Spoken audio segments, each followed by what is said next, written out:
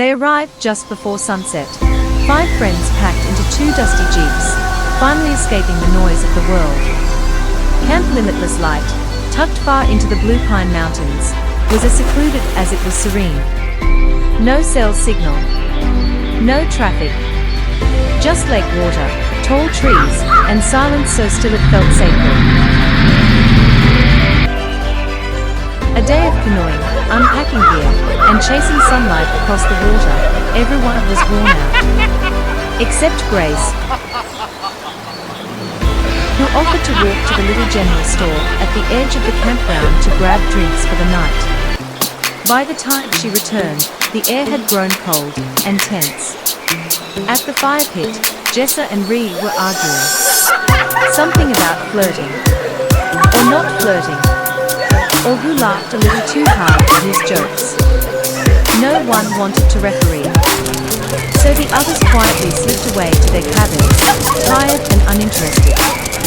That night, as the forest settled and the wind picked up, Grace and her best friend Nick sat on the porch staring into the dark. That's when they both heard it again. A whisper. Not quite words, not quite a breeze.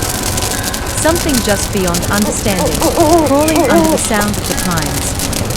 Neve rubbed her arms. You heard that too, right?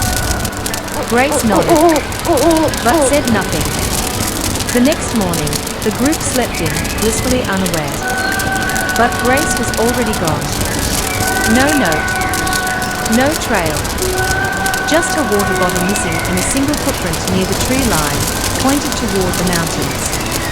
The wind blew again, carrying that same unplaceable whisper. But this time, it sounded closer. Grace's Tear. Camp Limitless. A place hidden in the folds of the mountains, where silence speaks louder than anything else. Grace had always been the quiet one. The listener. The one who carried everyone else's weight, even when her own heart felt like glass.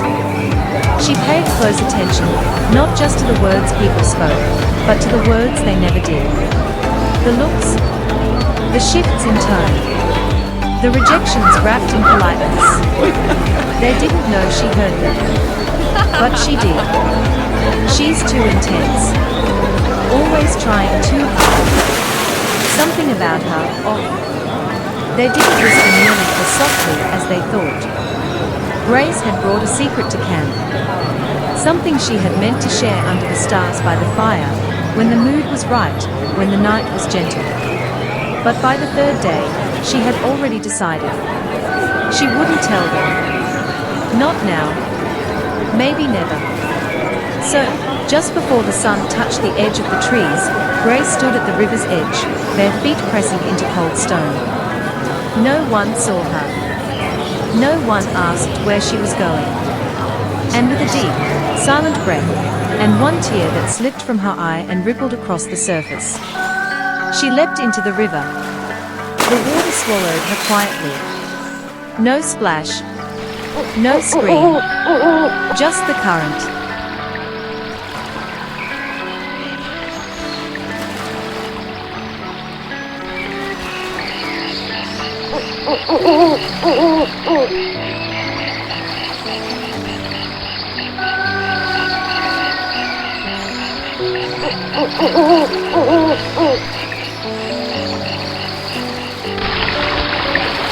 Chapter 2, The Missing Path.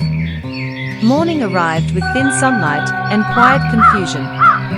Grace's sleeping bag lay untouched. Her boots were missing. No one noticed until Neve walked back from the lake and saw her canoe was still tied up, dry. They searched the trailhead, thinking maybe she'd just gone for a walk. But there were no fresh footprints. Only her name, lightly scratched into a patch of moss on a nearby boulder. Not carved. Scratched. Ree tried to joke about it. Maybe she just needed space. You know Grace. Always playing peacemaker. But no one laughed. Neve kept circling back to the trees. Something felt wrong. By noon, they found Grace's water bottle, resting upright at the edge of the forest, like someone placed it there. Inside was a single slip of paper torn from her notebook. 3 words.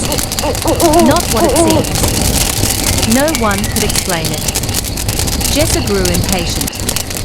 She'll be back by sunset. She's probably just being dramatic. But need them together. That night, as the campfire cracked and shadows stretched longer than they should have, the whisper returned. Faint, curious, as if the woods themselves were asking questions.